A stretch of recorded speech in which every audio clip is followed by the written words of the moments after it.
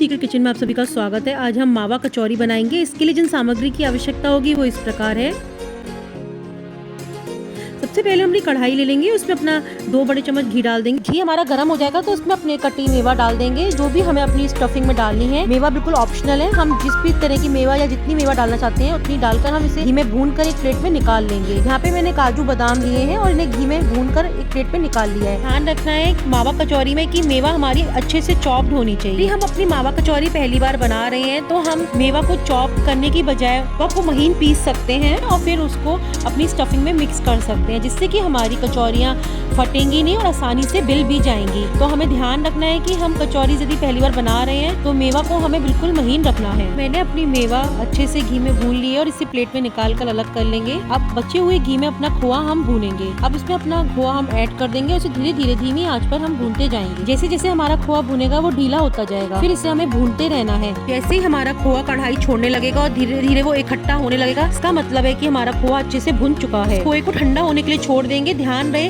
कि खोआ बिल्कुल ठंडा हो जाना है, उसके बाद ही इसमें हमें शुगर या बूरा मिलाना है।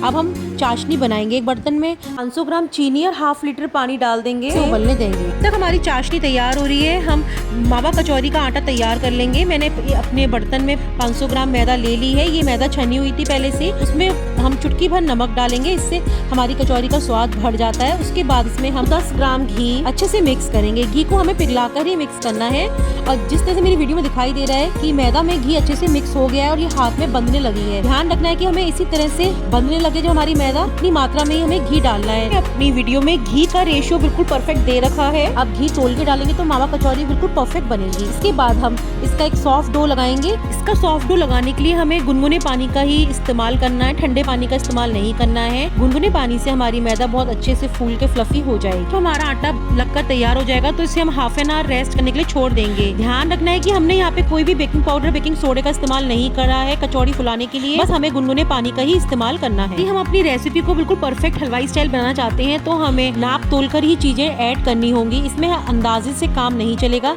मैंने परफेक्ट रेशियो दे रखा है। इसी से आप यदि मोमन डालेंगे इसमें घी का तो हमारी मावा कचौरी उतनी ही खस्ता और टेस्टी बनेगी जितनी की हलवाई के यहाँ बनती है। अब मेरा आटा लग के तैयार हो चुका है, इसे मैंने ढककर छोड़ दिया है।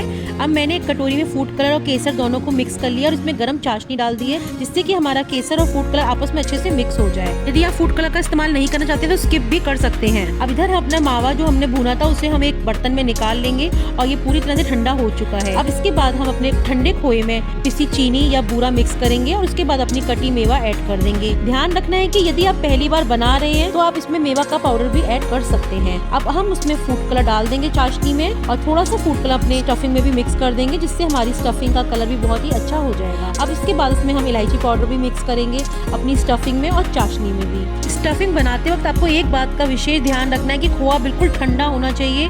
यदि हमारा खोआ ठंडा नहीं होगा तो चीनी पानी छोड़ देगी और हमारी स्टफिंग अच्छी नहीं बनेगी और ना ही उससे हमारी कचौरी बनेगी। तो हमें ध्यान रखना है कि खोआ हमारा बिल्कुल ठंडा होना चाहिए, नहीं तो आप इसे ½ एन आवर के लिए फ्रिज में रख के ठंडा कर सकते हैं। हमारी स्टफिंग बनकर बिल्कुल तैयार है और हमारी मैदा ने भी रेस्ट कर लिया है। इसकी छोटी छोटी लोइयां बनाकर मैं तैयार कर लूंगी अपनी कचौरी के लिए। अब उधर हम अपनी चाशनी चेक करेंगे कि हमारी चाशनी बिल्कुल चिपचिपी होनी चाहिए। चाशनी में हमें कोई तार नहीं बनाना है, लेकिन हाँ 10 से 15 मिनट इस चाशनी को बनने में लग जाएंगे, जितनी की मात्रा मैंने दे रखी है। हम अपनी एक लोई ले लेंगे, उसे चकले पे गोल बेल लेंगे और जिस तरह से मैं स्टफिंग को फैला रही हूँ अपनी कचौरी में, इसी तरह से हम इसे फैला देंगे और अब हम इसे चिपकाते जाएंगे और इसकी एक लोई तैयार कर लेंगे और फिर इसे खूब अच्छे से हम पैक कर देंगे और इसे हल्के हाथ से हम धीरे धीरे प्रेस करते जाएंगे। यदि हमारी लोई जिस तरह से मेरी वीडियो में दिख रहा है खुले तो इसे हमें आटे से अच्छे से चिपका देनी है और हल्के से हमें इसे बेलन की सहायता से बेलना है और इसको आटे से अच्छे से चिपका देने के बाद इसमें हम धीमी आंच पर घी में अपनी कचौरी डालेंगे।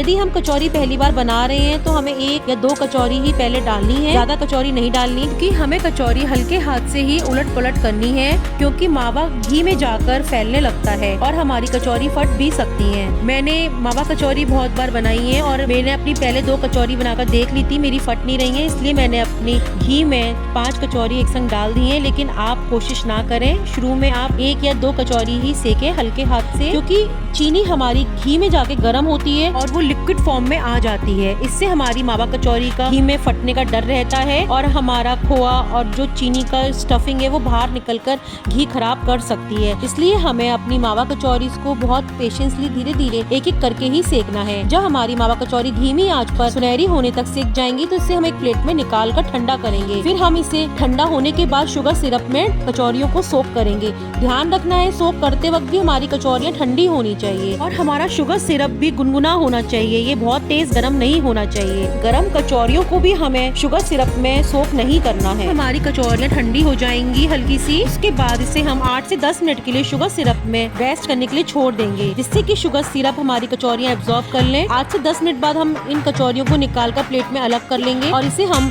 चॉप ड्राई फ्रूट से गार्निश करेंगे। मेरी वीडियो में दिखाई दे रहा है कि मेरी कचौरियाँ अंदर से कितनी फ्लफी फूली हुई बनी है और इनके अंदर रस भी भर चुका है। आप भी इसी मेथड से अपनी कचौरियाँ बनाएंगे, बहुत ही टेस्टी लगेंगी। और इस पे हम चांदी का वर्क लगाकर भी इन्हें डेकोरेट कर सकते हैं। इन्हें बाद में चांदी के वर्क से डेकोरेट किया है। कचौरियों को हमें बहुत टिप्स एंड ट्रिक्स के साथ बनाना है। यदि आपको ये वीडियो पसंद आए तो मेरे चैनल को लाइक करें, शेयर करें, सब्सक्राइब करें, इंस्टाग्राम पर फॉलो करें।